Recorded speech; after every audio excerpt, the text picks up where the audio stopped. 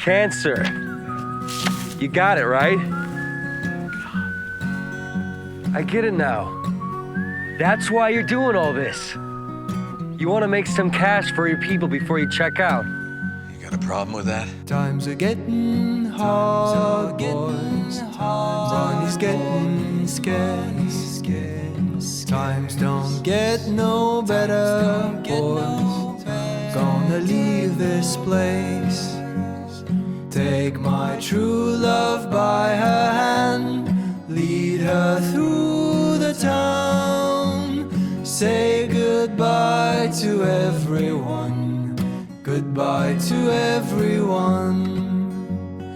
Take my true love by her hand. The following is an in-depth story analysis. If you haven't seen Breaking Bad, El Camino, or just to be safe, Better Call Saul, you may want to before watching this video. In 2007, AMC decided to deviate from their namesake of airing American movie classics and debuted their first original drama program, Mad Men. The period piece was a critical darling, and Breaking Bad, the crime drama that would follow only a year later, would be met with similar acclaim, though both shows only managed to garner a modest audience their freshman years. With a steady stream of Emmys bolstering the network's confidence in both series, Mad Men and Breaking Bad were both able to march on until they concluded by the will of their show's creators, rather than the cruel hand of cancellations. The 2010s saw additional wind in AMC's sales, first in the form of basic cable's biggest hit ever, The Walking Dead, drawing in enormous audiences, at least a fraction of whom stuck around and led to a rising tide lifts all boats situation ratings-wise. With the rise of streaming services, Breaking Bad also became a mainstay of the Netflix homepage, which was when did the sales, rising tide, I'm out of boat metaphors, but it was good. So tremendously good, in fact, that Breaking Bad's final season saw viewership double, nearly triple in the case of the finale, and this increase was largely attributed to the symbiotic relationship between cable television original programming and burgeoning streaming services. A tenuous friendship, since Netflix had every intention of seizing some of AMC's territory and AMC knew it, but for the moment, let's all pretend to get along. How refreshing it is to open one of these retrospectives without having to ominously allude to the show's inevitable downfall. If anything, the playful argument to be had is over how exceptional the show's successor is and which of the two is top dog. But before we go slipping through time to see what canonically started it all, let's talk about what actually started it all. Say its name, this is Breaking Bad.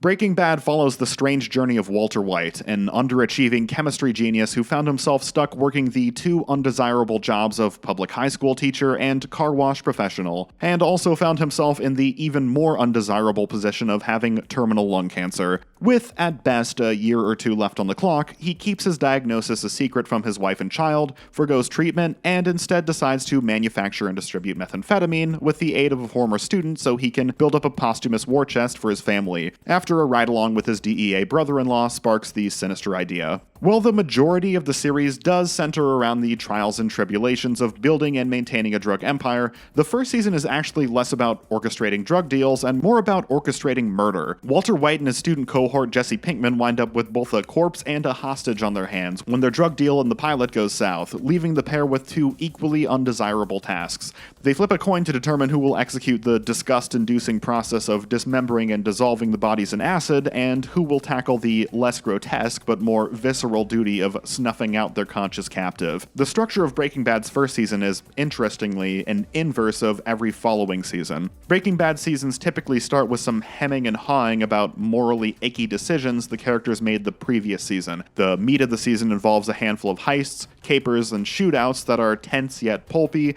and the culmination revolves around Walter White crossing a line and doing something really bad. Season 1 of Breaking Bad turns the order on its head. The season ends with a thrilling, goofy heist sequence, but it starts with Walt strangling a humanized victim after imprisoning him in an undignified, horrific way and weeping afterwards. It was an incredibly smart decision on the writer's part to torture Walter White with moral crossroads right off the bat, instead of faffing around with tongue-in-cheek action, because that gets us right to the thing Breaking Bad is most known for: Bryan Cranston's performance in the leading role. A guy opens his door and gets shot, and you think that of me? No.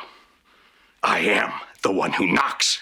Yeah, it turns out Hal Wilkerson, or Hal no last name, depending on the episode, had a lot more tricks up his sleeve. Prior to Breaking Bad, Bryan Cranston was most well known as the father from Malcolm in the Middle, but as a kid raised on Malcolm in the Middle, I already knew he had serious chops going in. But even I wasn't prepared for what a tour de force this series would be. It's a credit to both Bryan Cranston and the writers that a character as morally dubious and eventually outright monstrous as Walter White never really loses me. I pull up clips on YouTube and see that Walter's villainy, or I watch Better Call Saul and realize what a good thing they had until that stupid son of a bitch had to blow it up and just had to be the man. But then I go back and I watch Breaking Bad front to back, and in the context of the story and the events swirling around him, I have to admit, I'm kinda with him the whole way. Obviously, I'm not saying his actions are right or justified. It's more like a slip and slide of moral atrocities gliding the audience along. One of those giant 700-foot ones people build on the side of a hill, covered in canola oil. So you get moments of triumph where a criminal scheme with a tweak of chemistry goes according to plan and you can celebrate with him. Then there's paranoid moments where he generates it's him or it's me murder scenarios that probably didn't need to be it's him or it's me murder scenarios, where you think,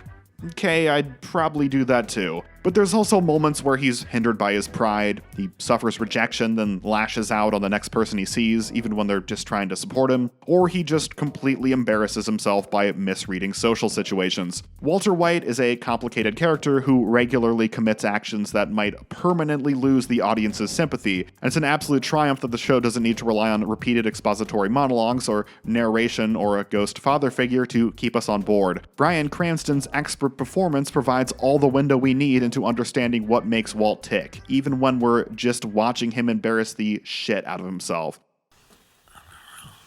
Well, hey! Walt, what's wrong with you? It's also a neat trick that our reactions to Walt serve as our own sort of test of character as audience members. He's a morally ambiguous lead, and despite his unrelatable life and death circumstances, it's easy to reflect on our own ethical boundaries and capacity for corruption thanks to Cranston's charismatic portrayal. Walter White is a relatable scumbag protagonist, and not in the masturbatory, I'm the showrunner, the main character is me exploring my faults, and writing the show is my make-believe therapy session way other shows fall into. Not to be outdone by his co-star, Aaron Paul turns in an equally revered performance as Jesse Pinkman throughout the series. He's most well known for his show-stealing speeches in the later seasons that are just like acting demo reel fap material, but I think he worked his best miracles in season 1. Hollywood has a bad habit of botching street-talking drug dealer characters that lead a grungy way of life, but Jesse Pinkman comes across as appropriately sleazy in the first season, lending the show that grimy edge it was aiming for that would have been lacking if our window into the criminal underbelly of the Land of Enchantment were too sanitized. Jesse's use of, shall we say, less than PC language only managed to age like fine wine over the years, further emphasizing just how much Walt is slumming it by teaming up with a man who, despite our sparse glimpses into his fragile soul, is undeniably a dirtbag starting out. Well, you can dress up like a if you want, not me. Jesse and Walter's frequent bickering also contributes to an often overlooked aspect of the first season, and that's how downright funny it is. Whether it's black comedy mined from the human soup that comes spilling out of Jesse's second-floor bathtub, pratfalls, absurd and awkward exchanges and cover-ups, or just marveling at how utterly ill-equipped Walt and Jesse are for this life of crime, Breaking Bad is hilarious. That's what we need. We need a distributor now. Do you know anyone like that? Yeah, I mean, I used to. Until you killed him. The prevalent humor in the first season was also a necessity to keep its already small pool of viewers coming back week after week, given the premise of the show. In the early days, how could we have any idea where this was headed? Nowadays, Breaking Bad's more action-heavy, crime thriller elements have all entered the pop culture consciousness, which serve as enticing reasons to watch in and of themselves. But put yourself in the mind of a viewer in 2008. We had no idea this was headed toward fried chicken mess smuggling empires, underground labs, train robberies, cartel assassinations, exploding wheelchairs, exploding heads on turtles, none of that. As far as anybody knew, this was and forever would be a street-level show about a washed-up chemistry teacher slinging meth as he slowly died of cancer, which is about as grim as loglines get. The moments of black comedy and absurdity add a sufficient amount of levity to keep Breaking Bad from veering into self-serious, dour territory that saps energy from the viewers, a trap its sister show on AMC, The Walking Dead, would regularly fall into. Get off the toilet! Get off the toilet!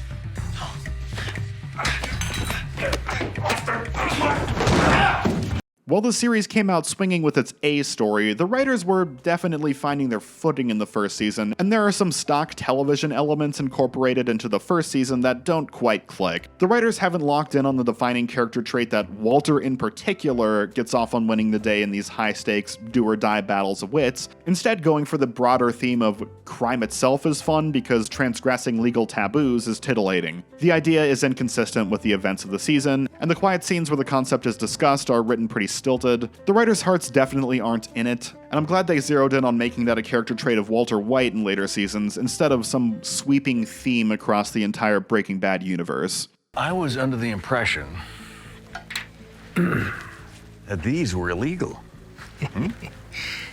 Yeah, well, sometimes forbidden fruit tastes the sweetest. Where did that come from? And why was it so damn good? Because it was illegal. They did it for me. I liked it. The show was also married to conventional A story and B story structure in season 1, and since we've yet to meet the show's expansive criminal entourage, that unfortunately means whenever we're getting those high-intensity episodes where Walt and Jesse share an A story, the B story goes to the yet-to-be-fleshed-out characters Hank and Marie. Most distractingly in the season 1 finale, where Walt and Jesse are cooking up thermite, breaking into a chemical facility, and cooking meth in the basement of an open house, all to avoid incurring the wrath of murderous drug dealer Tuco Salamanca, only for that nail-biting race against the clock to get repeatedly interrupted by detours to the soon-to-be-aborted story arc of Marie being a kleptomaniac. The show flirts with anxiety-induced hallucinations a few times that never really wind up as part of the house style, and the most notable aspect where they're finding their footing is the cinematography. It's still a good-looking show in season 1, with well-known cinematographer John Toll serving as the DP for the pilot, and Ronaldo Villalobos taking over for the rest of the season. But it wasn't until season 2 when Michael Slovis would take over for the rest of the series. The show just looks better and better every year until the end of both series. Every frame is like a painting. Oh, got drool on the mic just looking at it.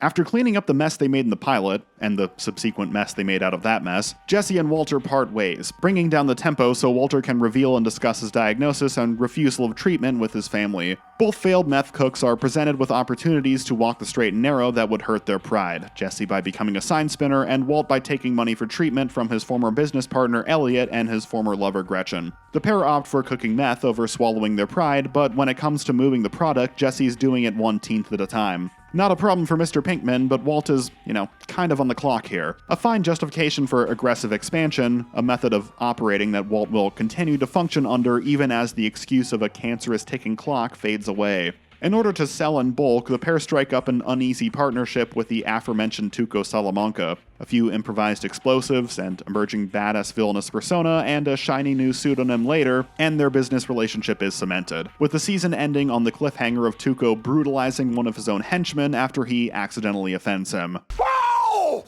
Damn, man, look at that, look! Whew! That's messed up. Compared to every following season, it's not exactly the mother of all cliffhangers, but there's a really good reason for that. Just like Chuck and Pushing Daisies, the debut season of Breaking Bad was truncated by the 2007 Writers Guild of America strike, which meant shaving off the planned 8th and 9th episodes that would cap off season 1. I don't want to give the show too hard of a time for leaving things off on a less than climactic note, given circumstances were sort of out of their control. I'll make fun of an actress's performance the season after she had a brain aneurysm, but this is too far for me. Okay, in my defense, brain aneurysm thing, didn't know about that when I wrote the script. Where are my dragons?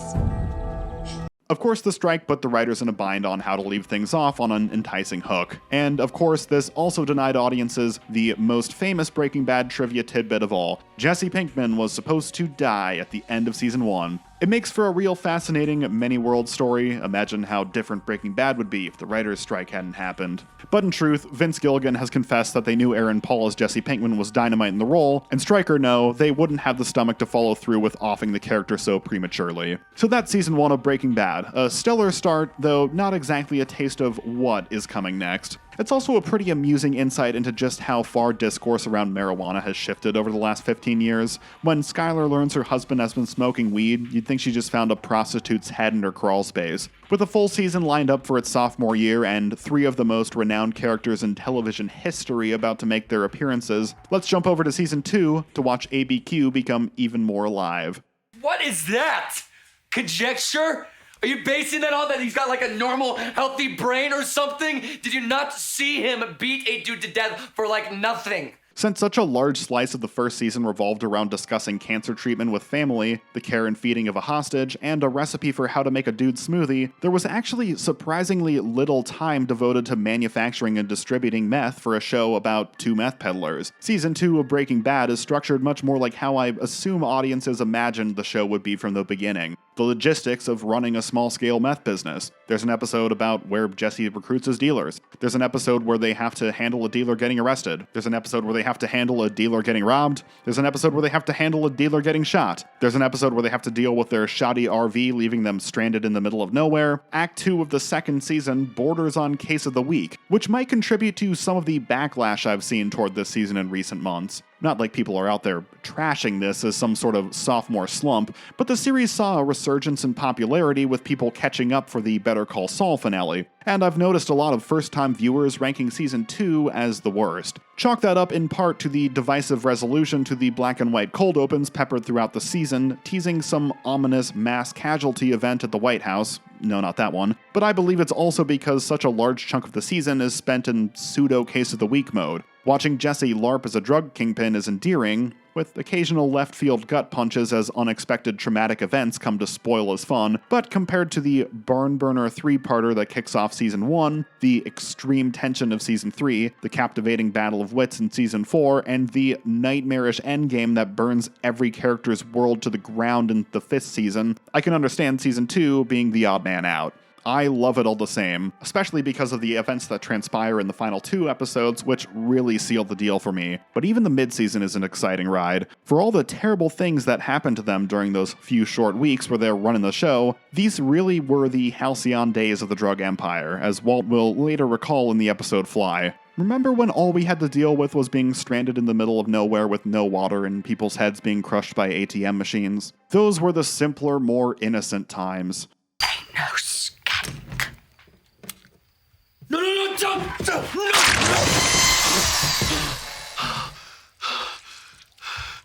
But before we get to Jesse becoming the new Tuco, we of course have to contend with Tuco still being the old Tuco. Their partnership established at the end of the previous season, things turn sour quickly when the henchman he tuned up goes belly up. Now witnesses to a murder, Walt and Jesse start making hasty plans to poison Tuco, while Tuco starts making hasty plans to abduct them, kill Jesse, and flee with Walt to Mexico so they can keep the meth-making dream alive. Raymond Cruz is intimidating enough in the role as is, and the introduction of his seemingly senile uncle Hector Salamanca is a stroke of absolute genius. Again, with hindsight, having seen both series, it's one of those things where we all know Hector Salamanca's mind is still sharp despite his health issues, but on a first viewing, you have this armed, trigger-happy psycho abusing meth, ready to fly off the handle at the slightest misinterpretation of an erroneous ding from a senile old man of questionable mental faculties. The episode is a masterpiece of anxiety, and the tension ratchets up even higher when Hector thwarts their poisoning attempt by revealing he's not nearly as senile as they thought,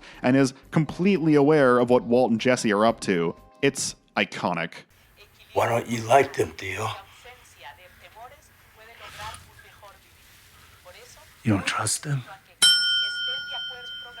Hank turns up looking for his missing brother-in-law, Walt, and he and Tuco wind up having a little high noon at the OK Corral. While the DEA is all too happy to indulge Hank's built-up tough guy persona and celebrate him killing one of Albuquerque's most despicable gangsters, he's secretly wrestling with post-traumatic stress after the incident, and his mental health is not helped when he witnesses an improvised explosive device with an unusual delivery method while on assignment in El Paso. Hey! Welcome to...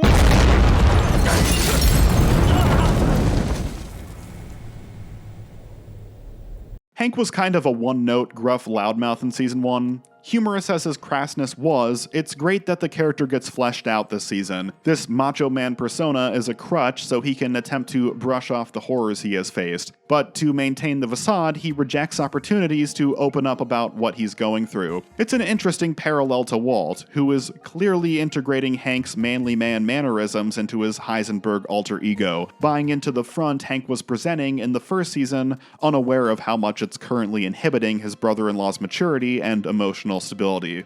Yeah, it's great.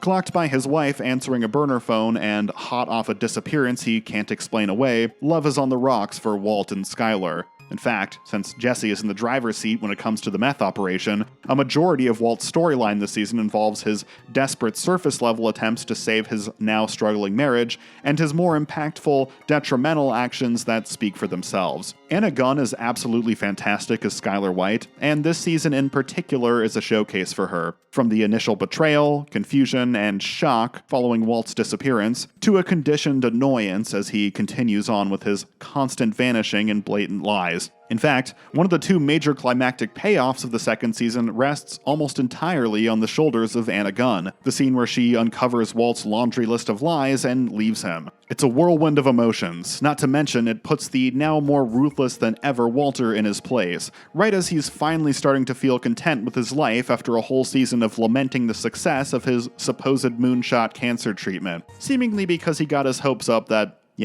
he'd do this little meth cook scheme for a few months and cash out, and wasn't terribly invested in, caring about life anymore. An ungrateful, selfish attitude, and yet once again, one I can kinda darkly sympathize with. Stay, and I will tell you everything. Whatever it is, I'm afraid to know. It's a pity that turning in such a well-realized performance led a subsection of the show's audience who disliked the character to direct their ire at the actress who portrayed her specifically. I generally have little sympathy anytime I see Hollywood celebrities whining about internet trolls because usually they brought it on themselves by going on Twitter and shooting their mouths off. But Anna Gunn never did anything to hurt anybody like that, and the amount of online hostility directed at her was just awful to see. It got so bad that she wrote an op-ed piece for the New York Times regarding the way her character served as a Rorschach test, revealing the true colors of some viewers prior to the show's 5th season. And she's notably distanced herself from the Breaking Bad pop culture zeitgeist, while her fellow cast members are out there relishing it. How sad is that?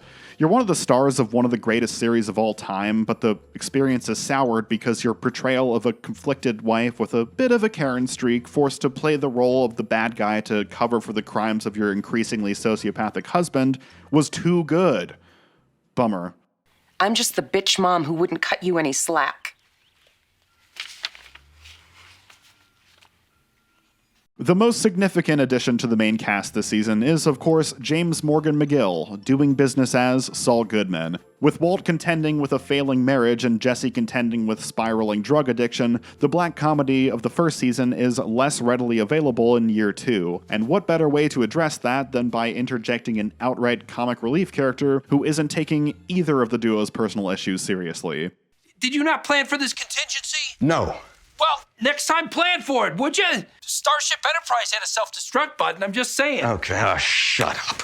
Saul Goodman is also essential from a plot perspective as a fixer. He knows a guy who knows a guy, and the endless potential of his criminal connections enables the world of Breaking Bad to expand the size of its cast, the intensity of the stakes, and the nature of the drama surrounding Walt's money. The original intent was for Walt and Jesse to sort of outgrow Saul and leave him behind going into Season 3 after striking their deal with Gus. But I'm sure I don't need to explain why the character of Saul instantly became a fan favorite and was so popular that he stayed on the air longer than Breaking Bad itself. So if you want to make more money and keep the money that you make, better call Saul.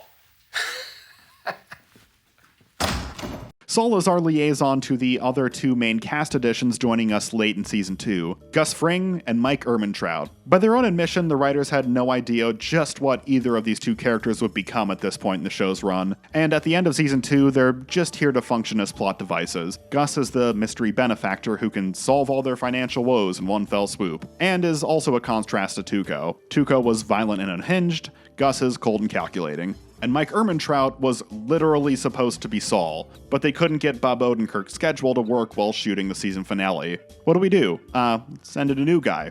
Say it's Saul's PI. Vince Gilligan has stated he enjoys scenarios where Saul is stressed out and taking things seriously, because it demonstrates just how dire the circumstances are when even the comic relief character is freaking out. And it's a tactic he would employ every season after.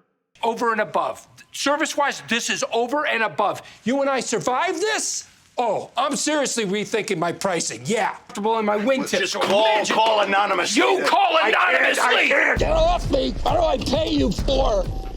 So they didn't have a smarmy scene where Saul jokes his way through the cleanup and then rewrite it for Mike from the ground up. That was definitely meant to be Saul slapping Jesse around. So yeah, they're plot devices, but that being said, Giancarlo Esposito and Jonathan Banks still imbue these new players with a lot of character in the handful of scenes they're given. The development they receive in Season 3, and especially Season 4, evolves them into some of the strongest characters in the entire series. Hell, there's a good chance one of those two is your outright GOAT. But before we jump to Season 3, let's cover what exactly Mr. Ehrmantraut was called in to cover up: the overdose of Jesse's girlfriend, Jane. All season, Jesse has been dating this girl, Jane, whom he later learns is a recovering heroin addict. It's sweet to see Jesse crawls his way out of homelessness, curbs using the hard stuff, takes control of his life, and he gets the girl too. But with the death of his friend after Walt demands an ill-advised expansion, Jane joins him in some guilt-induced using, and she starts him down an even more horrifying path: heroin.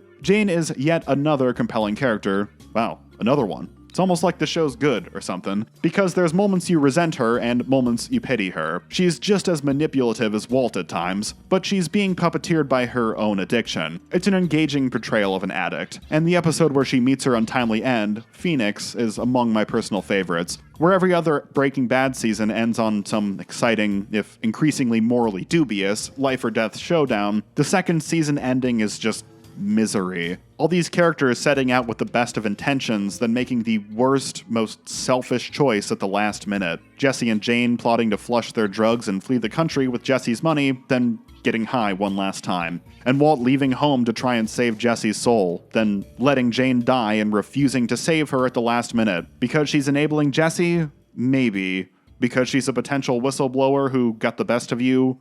Much more likely. You didn't kill anybody. I loved her more than anything.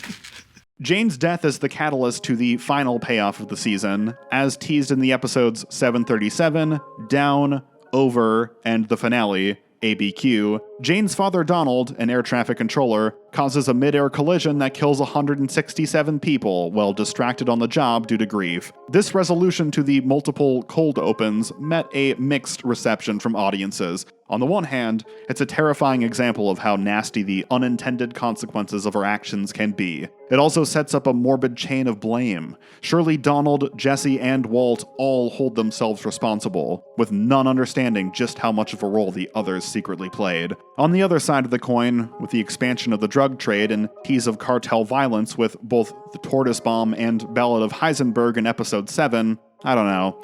I guess people were expecting something bigger. My response to that is, sure, you're allowed to have big expectations, but what's the cutoff? At a certain point, you must realize there aren't enough hours left in the season for the writers to establish and then execute some massive cartel shootout. So by the start of the finale, it's like if you think the plane thing is unearned, what would you have preferred? If the cartel rolled up on 308 Negro Arroyo Lane in a tank out of nowhere or something? I mean, what? Did you think the cousins Tuco mentioned in episode 2 were just gonna show up at the white residence and try to kill them all out of nowhere?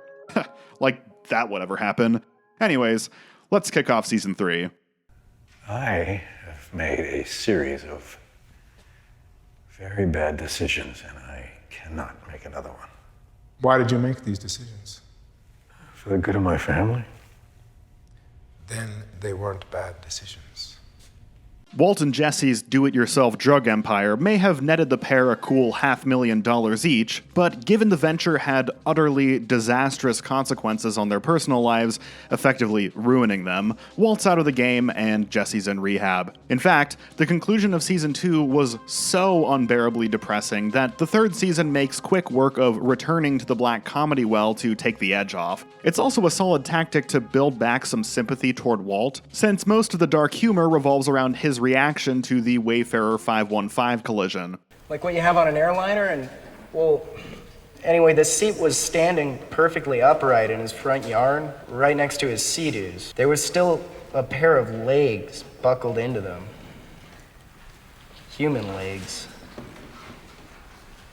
Jesus H. Christ.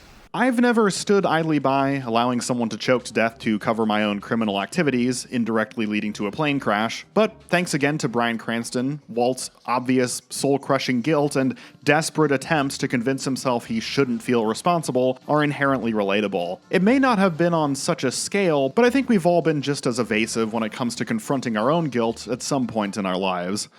Nobody on the ground was killed, and that, I mean, an incident like this over a populated urban center.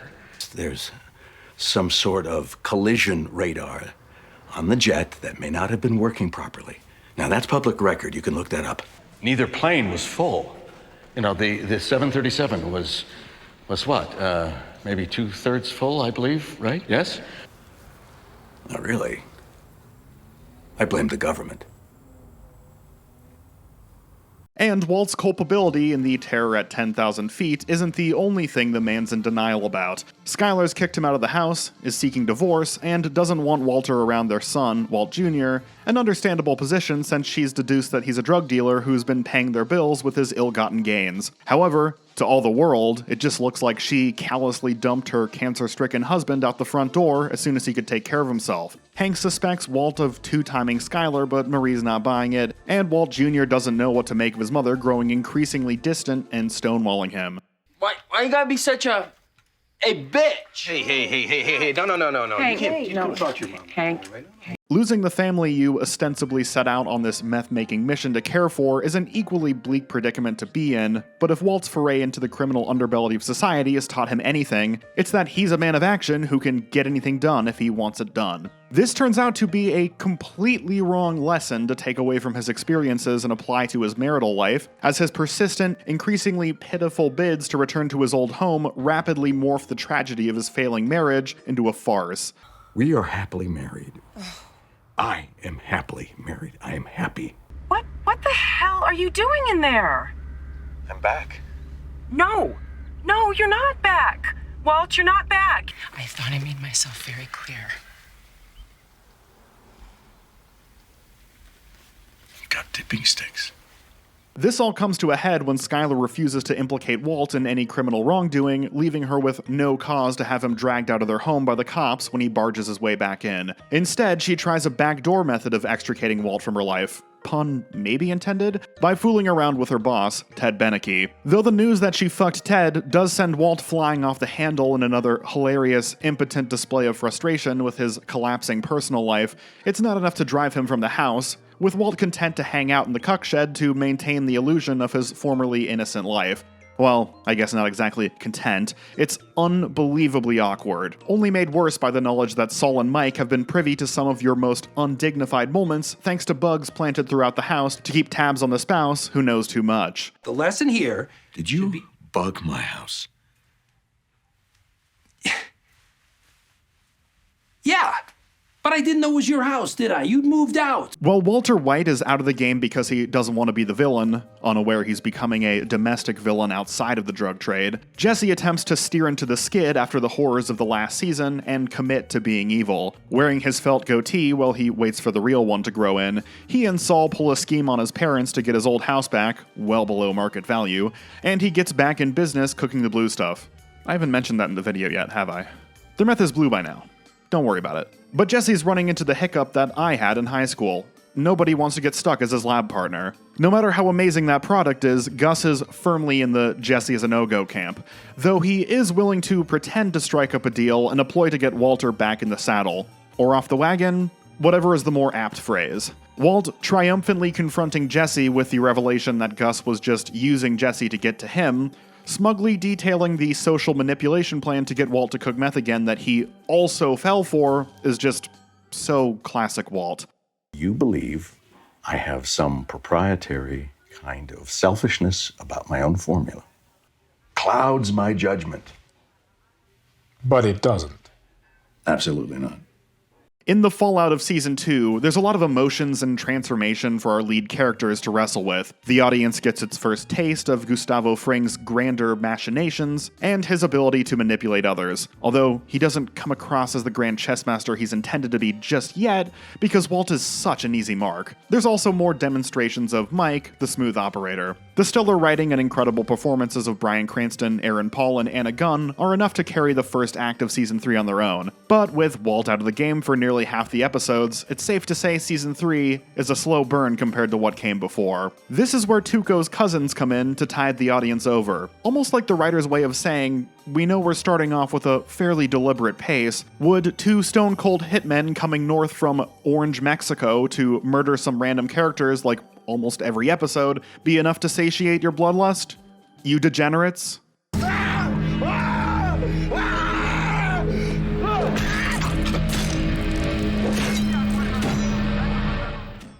Season 3 is really two slow-burning fuses that culminate in two dynamite two-parters. Sunset in 1 minute at the mid-season, and half measure, full measure for the finale. Sunset puts Hank hot on Jesse's trail, ending in a tense sequence where both Walt and Jesse are trapped in their erstwhile mobile meth lab, with Hank camped outside waiting for a warrant. Walt's able to wriggle his way out of that one, but after destroying the evidence and receiving a beating from Hank, Jesse is left with pretty much nothing. In exchange for Jesse letting Hank off the hook and refusing to press charges, Walt cuts Jesse in on his deal with Gus, but not before one of the most effective reflections on the relationship between the two characters delivered by Aaron Paul.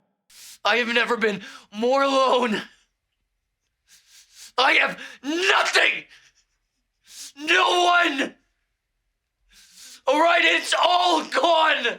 As if that confrontation weren't explosive enough, 1 minute also concludes on the attempted assassination of Hank Schrader at the hands of Tuco's cousins. The entire sequence is an absolute nail-biter. Not to mention, there was the heavy implication that Hank may actually die here, especially after Walt went to the trouble of partnering with Jesse to save Hank's skin. Plans being all for nothing seconds after you make a sacrifice to set them in motion is a recurring theme in the Breaking Bad universe. Hank versus the cousins is the action sequence of the series, and even on a rewatch knowing that Hank is going to walk away from it, or, well, be rolled away for the time being, it still puts me on the edge of my seat every single viewing.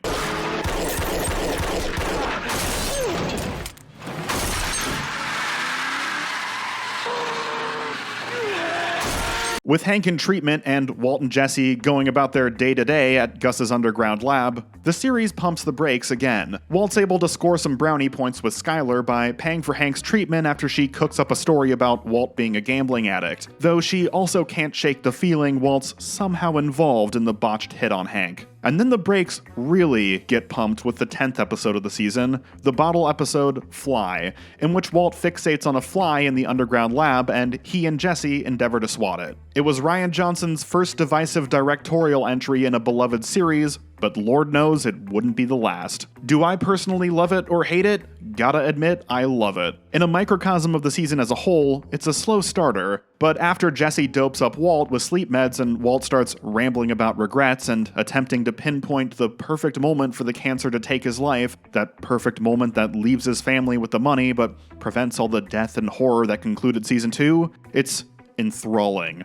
Like, could be a stage play level enthralling. And once again, oddly relatable if you're watching that episode while having a dark night of the soul. And for two guys trying to swat a fly in a lab, there's also a palpable sense of tension. This wouldn't be the first time Walt divulged the damning secret while under the influence. Where's your phone? Your cell phone, did you bring it? Which one? The conclusion of the season sees Jesse and Gus at odds, after Jesse learns Gus's dealers use kids to carry out hits, presumably after getting the idea while listening to the song Come Out and Play by The Offspring. When Gus says no more children and the dealers extrapolate that to mean in existence, Jesse takes matters into his own hands and decides to ice the dealers. And stuck in the middle trying to mediate is Walt, already on thin ice for bringing the ever-unreliable Jesse on board, split between keeping the peace despite an inherent distrust for Gus's organization, and staying true to his partner despite his tendency to go off half-cocked. Mike's captivating no more half-measure speech has the unintended consequence of cementing Walt on team Let's Save Jesse as opposed to team Let's Kill Jesse, and Walt prevents Jesse's imminent demise by appeasing the gods with an Aztec sacrifice.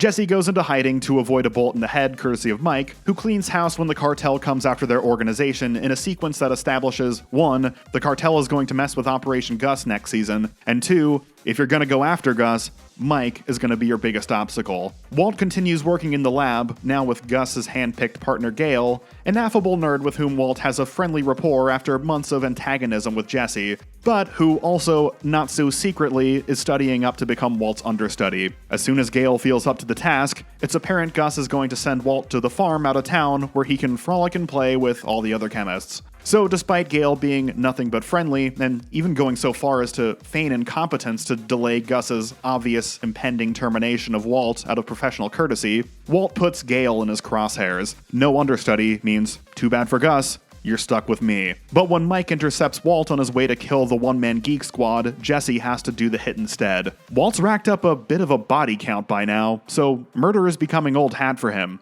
But Gale is actually Jesse's first. Add it to the Jesse Pinkman trauma pile. You don't have to do this.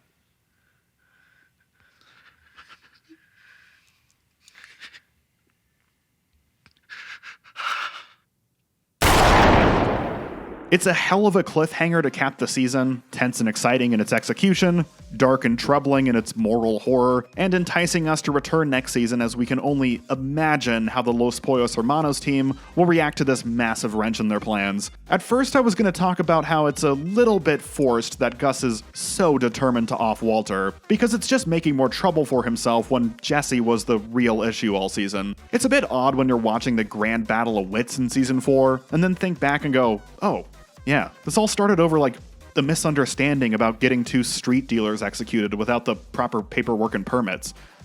Season 4 needs to be Gus versus Walter, and they had to contrive it a bit. But that's probably just me overthinking things with the benefit of hindsight. Surely they thought executing a 50-year-old man in an underground hideout would be the simplest part of their jobs that day. Gus didn't realize it would turn into a major problem he'd have to deal with. And really, the last problem he'd have to deal with. I mean, they couldn't possibly have imagined the kind of stunts Walt would pull off next season. So, on the gunshot fade to black that all film students envy, Season 3 is over. It's time for the penultimate season and the ultimate showdown, Fight Night. The terminal treacherous teacher versus the criminal chicken crisper. 2 men enter, 1.5 men leave. That was Hank's one and only lead. Now, what if he puts 2 and 2 together and he goes after Jesse for the murder? Goes after him how? On his rascal scooter? That perhaps sounded insensitive. All according to plan, Gus is in a bind. Unable to kill Walt and Jesse since he needs to keep the underground lab humming. Maybe you should have buried some meth in the backyard. Little rainy day meth emergency fund. After treating the underground lab like a rage room with only one object named Victor in it, Gus leaves Mike, Walt, and Jesse to clean up the body of the henchman unlucky enough to get spotted at the crime scene before putting them back to work. And with that, the uneasy partnership continues. Walt and Gus have to work together, but both men are plotting to kill the other at the first opportunity. So Walt sets about to either speech check or circumnavigate the nigh omnipotent Mike, while Gus gets to work grooming Jesse to take over the lab. Worst case scenario, he takes over and we fire Walt. Best case scenario, he gives us the all clear to get payback for flunking him all those years ago. Vince Gilligan's stated intent over the course of the series was to take Walter White from Mr. Chips to Scarface, and since Season 3 heavily explored his hesitance and ultimate refusal to take the final off-ramp before committing to this bad choice road, and Season 5 is the Scarface years, Season 4 is a bit of an in-between season. Not too nasty, but not nice either. Walter's behaving less like a criminal mastermind and more like a brat for the majority of Season 4, in part as retribution for the increasingly hostile work environment Gus has created underground, which Walt refuses to take lying down, but also because he's got the sword of Damocles hanging over him, and is just teeming with frustration with every aspect of his life when he has to go through the motions like nothing is wrong. Almost like he's frustrated his family doesn't recognize he's got bigger fish to fry, even as he's categorically stating they've got nothing to worry about. True to form, this petulant lashing out isn't without a core of humanity. He's cracking under the pressure while waiting for the other shoe to drop. Walt is also growing increasingly reflective on his past mistakes now that the end is near, even seemingly taking responsibility for all the suffering Jesse has endured since being dragged into his employ, using his son as a proxy. It's all my fault.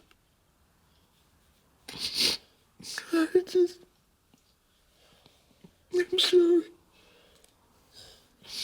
That's part of the tragedy of the end of the season also. Approaching the gallows, Walt was able to evaluate his priorities with clarity, and took himself to task for all he's done to dismantle his own family since he first started spinning this web of lies. But then when he wins the day at the end, all that potential development goes out the window. I won, I beat Gus Fring, I'm the fucking man. In a way, winning the day was the absolute worst thing that could happen to Walter White as a human being, because it was the final nail in the coffin convincing him that he's just too cool for school. Sorta like Barney Stinson acting like a complete dickhead all night, then waking up hungover behind a dumpster. Self-esteem still intact.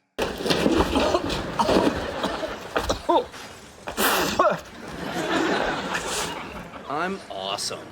With a meth kingpin to bring down, the absolute last thing Walt wants to think about dealing with is the IRS. But just because you don't care about the IRS doesn't mean they don't care about you. And in order to continue funding her brother-in-law's physical therapy, Skyler White takes it upon herself to purchase the car wash Walt used to work at and use it to launder his filthy drug money. I'm all for expanding the role of straight-laced characters and getting them tied up in illicit activities in any series, but there's a problem. For most of the season, Skyler isn't taking on a new role within the series. She's taking Saul's role. Most of the Saul scenes this season involve Saul pitching really uncharacteristically bad cons so that Skyler can point out the obvious flaws and then propose another, much better con. It was already mildly irritating in the context of Breaking Bad, but now that we have Better Call Saul, it's heartbreaking. My headcanon is that, the season being set in 2009, Saul finally signed up for Facebook at the start of the season, he started stalking Kim's page, dug up some messy emotions, and he's been secretly day drinking all season. But yes, Saul was, finally useful. Throw him a bone.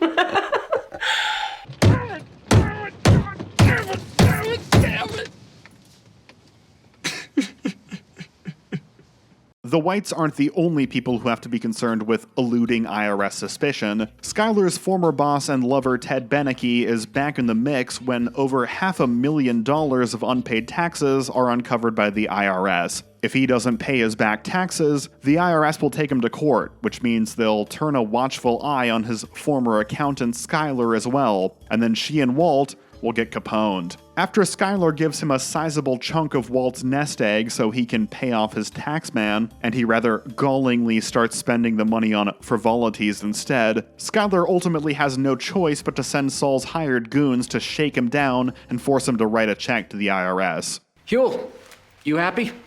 Reasonably. What would make you unhappy?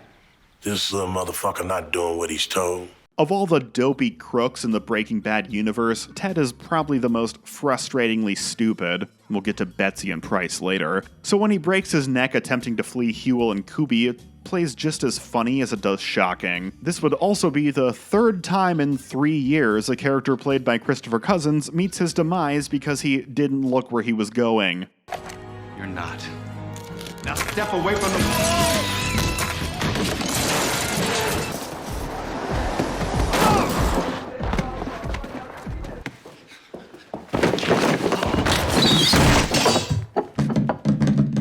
The only person having less fun than going through an audit is Jesse Pinkman, catatonic after being tasked with murdering Gale and attempting to drown out the sorrow by occupying his every moment of free time with drugs and partying. Supervising the spiral from a distance, Mike is eventually assigned to babysit Jesse by bringing him along as a quote-unquote bodyguard while he goes to collect dead drops. But this is also secretly a ploy to stage a robbery so Jesse can save the day. His confidence bolstered and with new responsibilities, helping him dare to say no to drugs, Gus begins driving a wedge between the dynamic duo by giving Jesse's life purpose. Walt's pride and obvious need to be the smartest guy in the room, have led to him tearing Jesse down frequently. But now Jesse feels like a vital part of the organization, as opposed to just some dude with opposable thumbs who can follow directions. As he displays more and more ingenuity and loyalty, he's becoming the guy, despite Mike's initial insistence that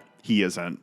You are not the guy. You're not capable of being the guy. I had a guy, but now I don't. You are not the guy. Season 4 is most remembered as the season where Walt and Gus go to war, but the real kickoff of the Battle of Wits isn't until the end of episode 11. The majority of Season 4 is a Cold War between the two, occasionally nothing short of a frigid war. It's easy to forget after watching the whole thing, but the pace of the majority of Season 4 is very deliberate. Walt's waiting around to die, Jesse's either zonked out of his mind or going through the meticulous motions of tedious mic work, Skyler's doing taxes, there's a fan theory going around Saul's day drinking the whole time. The writers even returned to the Marie kleptomania well for a one-off episode just to fill the time. Season 4 has a much slower pace than other Breaking Bad seasons, and until we get a glimpse of the grander designs for the season when we learn about Gus's history with the cartel in the 8th episode, there are some episodes that are just short on momentum. Definitely less noticeable when you watch them back to back on a streaming service. But watching it when it first aired week to week, after waiting a whole year to see what would happen next, only to witness an episode that could be summarized in like 5 sentences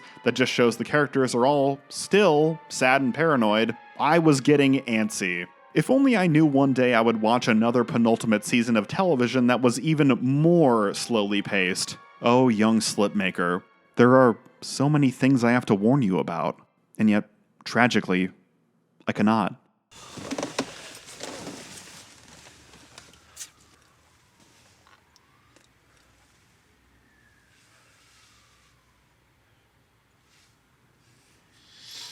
Aside from Walt and Gus, the other major showdown this season is known for is Gus getting even with the cartel. As we learn in a flashback in the episode Hermanos, when Gus first approached the leader of the Juarez cartel, Don Eladio, with an offer to supply them with methamphetamine, Eladio had Hector Salamanca execute Gus's business partner and, as would later be confirmed in Better Call Saul, lover, Max. This adds a sympathetic angle to a character who was previously defined simply by his intimidating demeanor and unfathomably vast criminal resources. Doubly impressive because of how little screen time is actually devoted to all the cartel shenanigans. Gus's feud with the Salamancas and the Juarez cartel absolutely dominates the runtime during certain segments of Better Call Saul, but in Breaking Bad, the writers, directors, and stars do a lot with a little. They didn't need all the time in the world, not when every cartel-adjacent scene winds up this iconic. The origin flashback, Gus taunting the now wheelchair-bound Hector, Jesse faking his way through a demo cook at the cartel's lab in Mexico, and of course Gus's vengeful mass poisoning that brings a lifetime of building his drug empire with an ulterior motive to fruition. It's so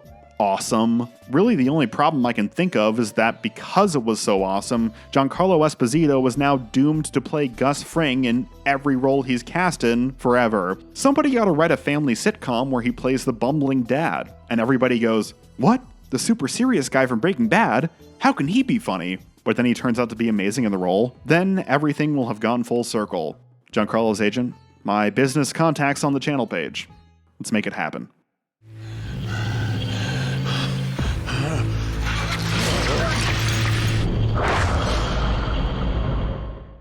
With the cartel dealt with, and Jesse proving himself just as competent a cook as Walt while they were on their little road trip, Gus is left with only 2 loose ends to tie up: the pain in his ass Walt, and Hank, who got his hands on Gail's lab notebook and has been breathing down Gus's neck on the independent hunch that he's secretly a meth kingpin. Jesse still won't approve of Walt being killed, but Hank? I'm sure he'd be all for it. So Gus drags Walt out to the desert to fire him from his position as meth chef de cuisine and to give him the heads up that he's gonna kill Hank. And he'll kill his whole family if he tries to interfere. He then immediately lets Walt leave unsupervised, at which point Walt instantly interferes. Listen, I know Gus is riding high after his triumph south of the border and has this air about him like he's untouchable now, but he didn't even have the good sense to detain Walter, who hasn't respected a single threat Gus made, until the job was done?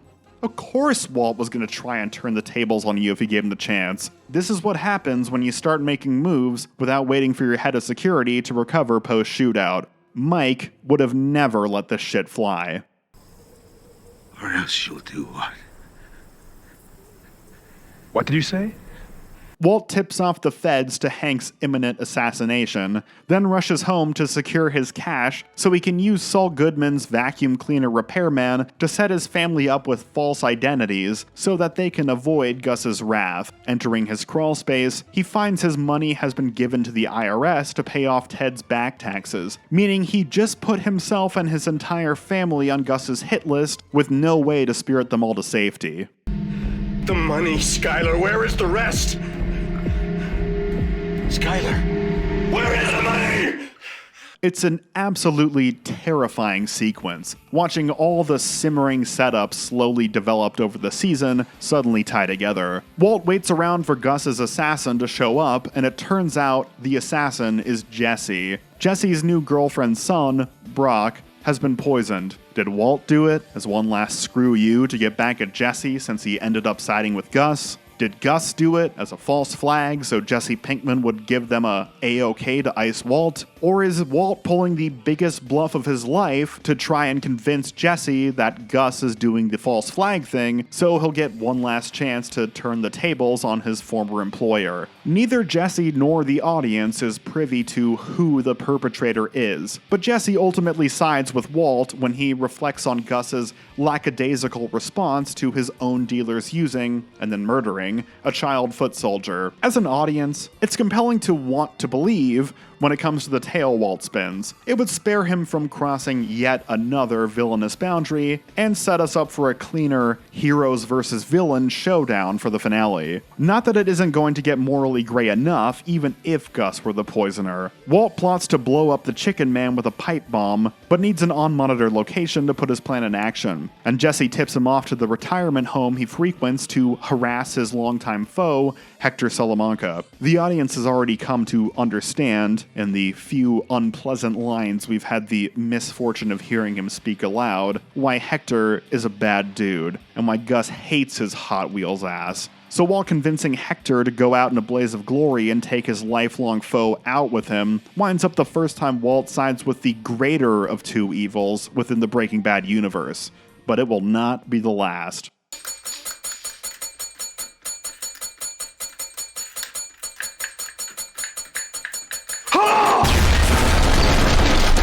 Hector and Gus's final confrontation is absolutely captivating. Despite the relatively minor screen time devoted to their feud in Breaking Bad, the direction and performances lend the sequence a tremendous amount of gravity. Thanks to the strong execution, it comes across as a fitting method to kill off the beloved character of Gustavo Fring. If they'd handled it poorly, Hector may have seemed like little more than a dinging ex machina. With little Brock on the mend, Jesse reveals his poisoning was actually a misunderstanding. He ate poisonous berries from a plant known as Lily of the Valley. And then the revelation comes that the audience both dreaded and somewhat anticipated. You guessed it, Lily of the Valley, freshly purchased, sitting in Walt's backyard. Brock's poisoning was part of his master plan all along. Season 4's final few episodes are some of the highest highs Breaking Bad ever achieved. So much so that any misgivings you have about the early episodes' slower pace are likely to be retroactively forgiven. Walt's going into the final season with a chip on his shoulder,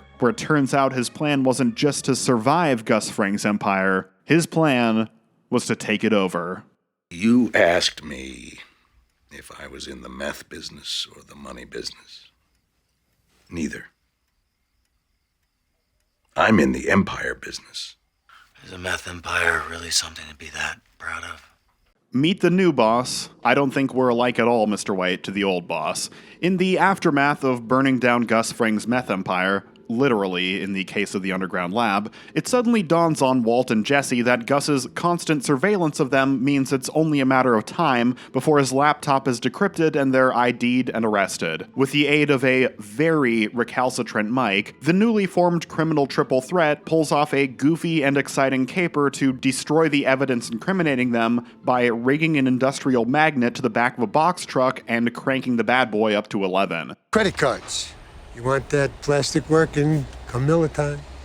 You know, I can foresee a lot of possible outcomes to this thing, and not a single one of them involves Miller time. Well, Mike, Jesse, Walt, and a paranoid former cohort of Gus by the name of Lydia Rodarte-Quayle all managed to stay one jump ahead of the lawman. 9 other previously unseen white-collar crooks, instrumental to Gus's former distribution network, were not so lucky. To keep the skittish Lydia from putting out hits on all of them just to give herself peace of mind, Mike instead endeavors to pay the 9 men off so they'll keep their big mouths shut. The setup episode Hazard Pay is a tad long-winded, but the point is that Walt has every intention of keeping the business alive, and now Mike is compelled to work with him despite the bad blood between Baldies. Purchasing a pest control company as their new cover, Walt and Jesse set up mobile labs within the vacated houses set to be fumigated to operate with impunity within the city limits, while Mike handles distribution. And from there, the first half of Season 5 takes on a vibe reminiscent of Season 2, just on a larger scale, the logistics and obstacles of running a meth empire day to day. Since the final 8 episodes completely throw the rulebook out the window, I think endeavoring to let audiences get comfy in a new status quo was a wise move on the writer's part. But much like Season 2, 5A has met a bit of a backlash. If you just feel the season is aimless in the first half, I'm gonna go ahead and white knight for it for a second. Gliding over all is only the 8th episode, which is even earlier than Salud, the previous season, and is when the events of major consequence really transpire. Not to mention between the magnet stunt and the train robbery, the season is peppered with some of the most exciting Breaking Bad action in the show's run leading up to it.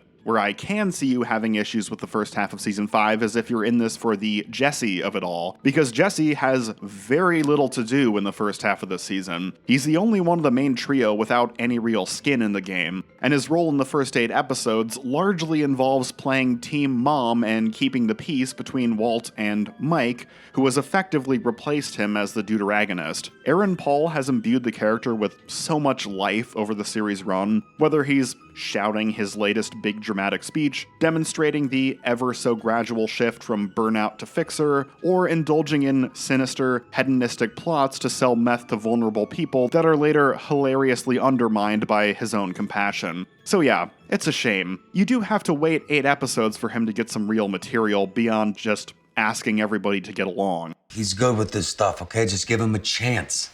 If you kill him, you're gonna have to kill me. Come on. Hey, stick out of mine. All right, go for it. In order to keep their meth business afloat, Walt, Mike, and Steven Universe over here need to get their hands on the rarest of chemicals, MacGuffin-Lamine. Teaming up with pest control lackey Todd Elquist, they siphon an amount off a train that will keep them running for ages, but will go undetected by the shipping company. After heavily stressing just how crucial it is that no witnesses observe them drinking the railroad's milkshake, Todd impulsively guns down a child witness dirt biking through the area before Walt and Jesse can protest. No! No! No! Jesse can't take the casual stream of casualties that come with this line of work, so he quits, and Mike is quick to follow when the DEA seizes all of his buyout money and puts him on the run. Walt, ever the kind-hearted partner, delivers Mike's bug-out bag, but expects the names of his 9 men in lockup in return. When Mike refuses and fires back with the dressing down of a lifetime, Walt shoots him Tuco style, and by that I mean over, nothing. He could have gotten those names from Lydia, who has been Team Jail Massacre from Square One, and killing someone just because they insulted you is obviously a new low. Not exactly the badass you were earlier in the episode with the say my name strutting. Icing Grandpa through the windshield on his way out of your life forever is just petulant. This whole thing could have been avoided. Shut the fuck up. Let me die in peace.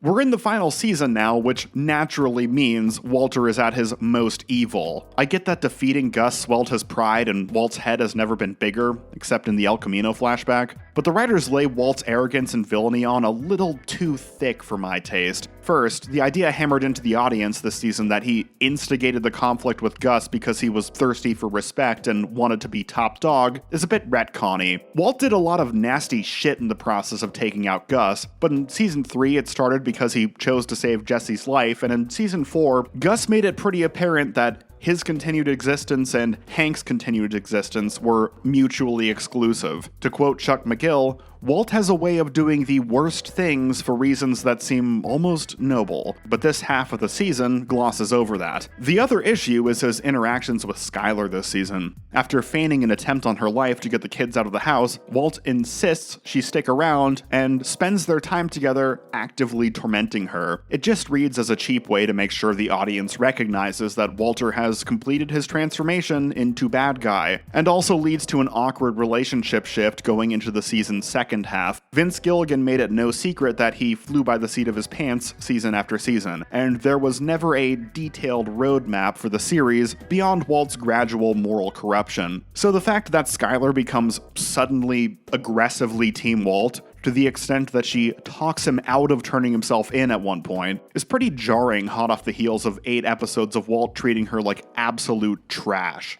Were you gonna run off to France? Are you gonna close the curtains, change the locks? This is a joke. Come on, Skyler. You wanna take me on? You wanna take away my children? That isn't to say Evil Walt doesn't have his moments of absolute joy. The admission that he's in the Empire business because he has nothing else left to live for at this point rings true. The iconic Say My Name scene is well remembered for a reason, but the less remembered Do You Really Want to Live in a World Without Coca-Cola line is just chef's kiss. And the scene where he gets the list of names from Lydia, and she's afraid to give it to him without insurance because she thinks he'll kill her after she does, and he gaslights her and mocks her for thinking he'll instantly murder her in front of a dozen witnesses, when that is, in fact, exactly what he was planning to do, is hilarious.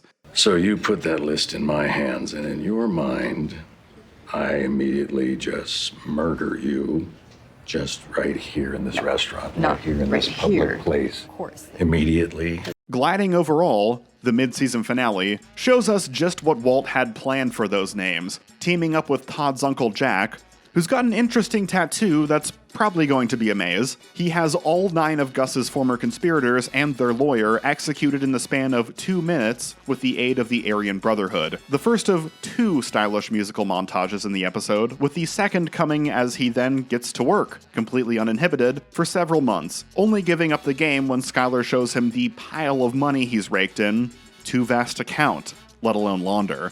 Out of the game and with the kids back in the house, stability and prosperity returns to Walter's life, and the series ends on a touching sentiment. Sometimes, all you need to do to earn your happy ending is team up with skinheads and murder everyone who ever crossed you. But just as Walt is ready to return to domestic bliss, Hank takes an unfortunate poo at their home. Searching for reading material, he stumbles on a copy of Walt Whitman's Leaves of Grass, gifted to Walt by none other than Gail Bedecker. Gail's acknowledgement at the front of the text sparks Hank's suspicion, and after poring over case files the following day, he knows for certain Walt is Heisenberg. You got me. Damn you, Walt Whitman! I hate you, Walt freaking Whitman! Leaves of grass my ass! Walt's worst case scenario was at his door, but it's not quite as bad as it seems just yet. Skyler refuses to take the off-ramp Hank offers her, ready to portray her as a blameless victim of her husband if she testifies against him, and even refuses the off-ramp Walt offers her, willing to turn himself in if she promises not to turn over the drug money he's buried out in the desert. Instead, she talks Walt into riding things out, aware that his cancer has returned once again and fairly confident Hank doesn't have enough to convict him on. Walt's plan is to make a false confession tape implicating Hank as part of the drug empire. A flimsy he said, she said band-aid solution, but as payments for Hank's physical therapy lend credibility to the lie. Hank's plan is to keep his discovery a secret from the agency, waiting until he has damning evidence on Walt in an effort to avoid the fate of his former boss, who lost his career thanks to his obliviousness to his friend Gus Fring's double life. And Marie? Well, Marie's plan is probably the most straightforward. What do I have to do to make you believe me? Why'd you kill yourself, Walt? What? Just kill yourself. What must I do to convince you people? Die. Oh, very clever, Worf. Needless to say, this endgame material is all dynamite stuff. The show is still firing on all cylinders at this point, when frequently with television, the double-life main character's lead will either never be uncovered before cancellation, or be uncovered long after the original showrunner has left the series and the writing has turned to shit. Breaking Bad pulled the trigger on this juicy material while still in its prime, and it's fantastic. His money stashed away, Walt's effort to tie up his other loose end, the guilt-ridden Jesse Pinkman, by buying him a new identity in Alaska, blows up in his face. Seconds before the pickup, Jesse comes to the realization that Walt was behind Brock's poisoning all along. Pair that with his increasing awareness of how Walt manipulates him during moments of vulnerability, and heavy suspicion that Mike's flight from justice was cut short by Heisenberg's take no prisoners MO, and Jesse's on the warpath to fuck over Walt any way he can. You had him stolen off of me, and all for that asshole Mr. White! He poisoned Brock, and you helped him! After half a season effectively on the bench, Aaron Paul gets to play all of Jesse Pinkman's greatest hits in the aftermath of this revelation. Fragile, vulnerable, broken Jesse, hot-headed, rabid, pain-shouting Jesse, comically, rightfully paranoid Jesse, driven by a cold, righteous anger Jesse, calling Walt gay one last time for the road Jesse. And after Walt allies with Uncle Jack to have Jesse assassinated, Jesse sets in motion a plan of his own to beat the devil at his own game, exploiting Walt's aggressive defense of his cache that Jesse has been witness to many, many times. Tricking Walt into believing he has found, and is burning, his buried treasure, Jesse and his secret ally Hank are able to track Walt's car to the burial site and record a few murderous confessions to boot. All that's left to do is slap the handcuffs on Heisenberg and call it a day. Who's that coming over the horizon? Oh, it's Jack, ready to fulfill his end of the bargain to assassinate Jesse, and while he's at it, he can spring Heisenberg from his DEA captors. Despite Walt's pleas and offers to pay them off with his fortune, Jack kills Hank and his partner Gomez, especially since he's realized they're sitting right on top of the fortune and he can just take it anyways. Do what you're gonna do. At the request of Todd, Jack leaves Walt with a single barrel of money to roll home through the desert, while the rest of the gang rolls off with Jesse to keep him as a meth-cooking slave. I'm gonna take this moment to address another common criticism I see of Season 5, and that's that Jack Welker is a poor replacement to Gus Fring as the villain. I mean, yeah, simply put, he's not intended to be a replacement to Gus Fring. He's only really the antagonist in the final 2 episodes. It's kind of an inverse of the backlash I saw between seasons 2 and 3 of Boardwalk Empire, where the second season was this falling out between main characters who were family, both literally and figuratively. Then the third season was about defeating a scene-stealing season arc villain. Boardwalk Empire Season 3 got the, what the hell? All we're doing is a season arc villain? Complaint, but Breaking Bad Season 5, people complained, what the hell? Where's the season arc villain? So when the blatantly evil Jack showed up, I think some people glommed onto him, correctly anticipating a showdown with him would occur in the finale, but expected his villainy to be more of a defining trait of the season, when in reality 5B is about Hank and Jesse bringing Walt to justice. I understand everyone has different tastes, and there's a myriad of different reasons you might dislike Season 5, but if your one and only reason for calling it the worst is because Jack is a weak villain, it's kind of like saying the second season of Dexter is the worst because Lila's the worst villain. Walt tries to skip town with his family, but upon learning that Hank is dead, Skyler pulls a knife on him and Walt Jr. calls the fuzz. What the hell is wrong with you? We're a family! It's a heart-wrenching scene, really a heart-wrenching episode, as things go from bad to worse and Walt's life ends in utter calamity. He's made his bed and he's got to lie in it, but damn, Ozymandias is a haunting watch, and the follow-up episode Granite State just piles on the misery. Jesse's tortured and his girlfriend is killed to retaliate when he tries to escape his awful predicament, and Walt's slowly dying in a cabin, the nationwide manhunt too hot for him to be set up with any halfway desirable new identity. The whole episode is basically one big knife twist to remind us all that they made their own fate and they have to live with the consequences. Crime doesn't pay, kids. Okay, did you all learn your lesson? Good. Now, here's the finale. where crime totally pays. I kid, of course. Walt still lost the things most important to him, his family, and, as he often reiterated, the memory of the man he was. You want them to actually miss you when you're gone. But he does go out in an orgy of Heisenberg self-satisfaction, confessing to Skyler he did, in truth, do all of this criminal shit for himself, and then doing a whole bunch of stuff for himself before cashing out. Threatening Gretchen and Elliot into sending his drug money to his son via a trust, poisoning Lydia, massacring Jack and his gang with a machine gun booby trap, and freeing Jesse from his captivity, finally dying from an errant gunshot wound with a slight smile on his face moments before the police had the chance to catch him. It's an immensely satisfying conclusion, and to some people, it was a little too satisfying. Not to me, I loved it.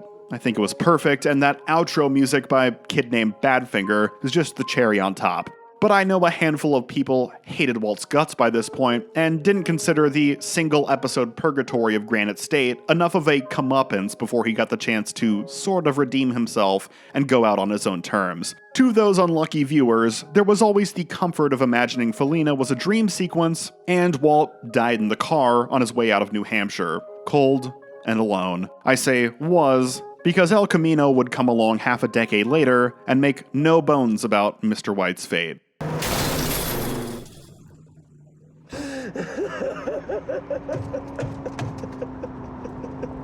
Hey, I've still got time. Let's do El Camino. 6 years after the conclusion of Breaking Bad, Vince Gilligan wrote and directed a follow-up film that details the events immediately following Jesse's escape from Jack's compound, titled El Camino. Actually, full title was El Camino, a Breaking Bad movie, and the even fuller title was El Camino.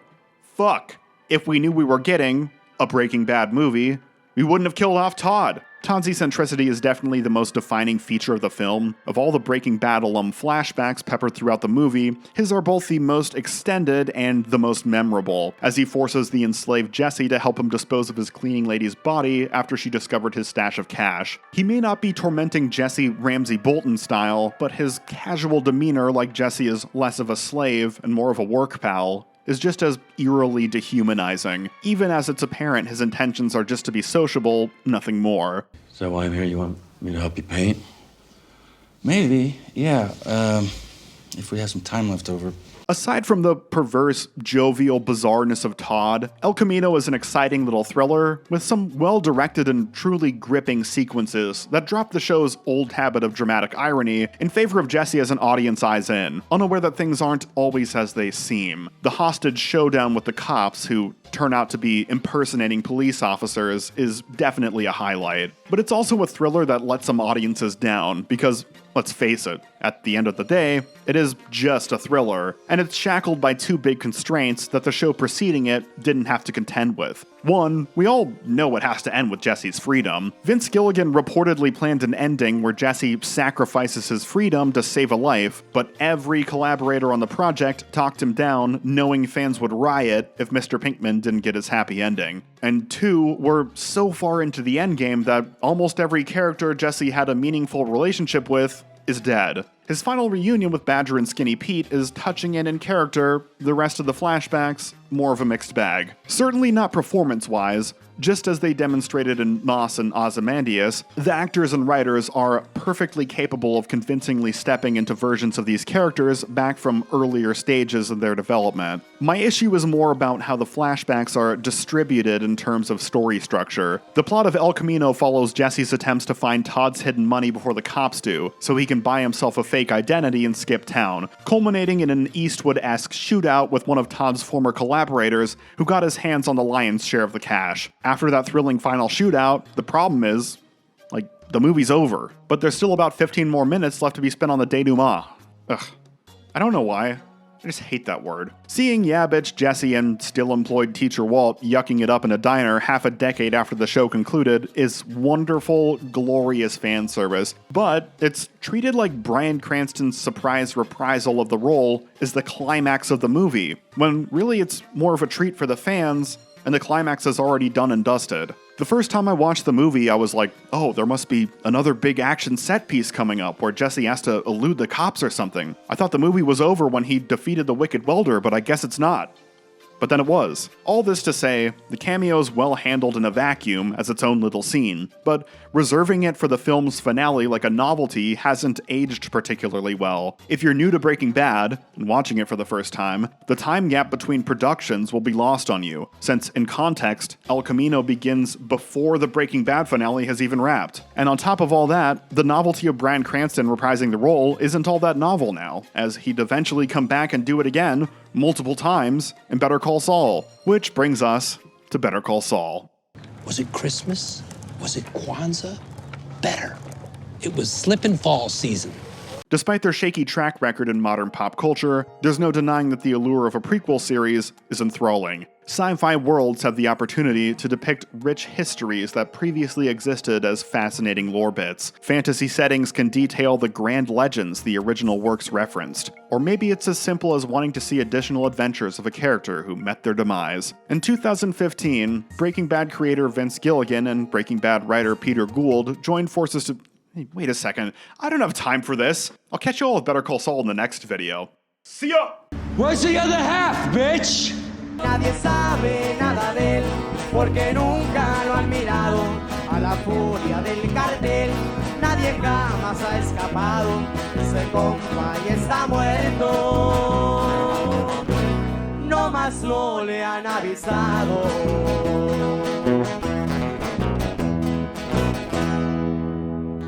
Vale pues, ahí quedamos.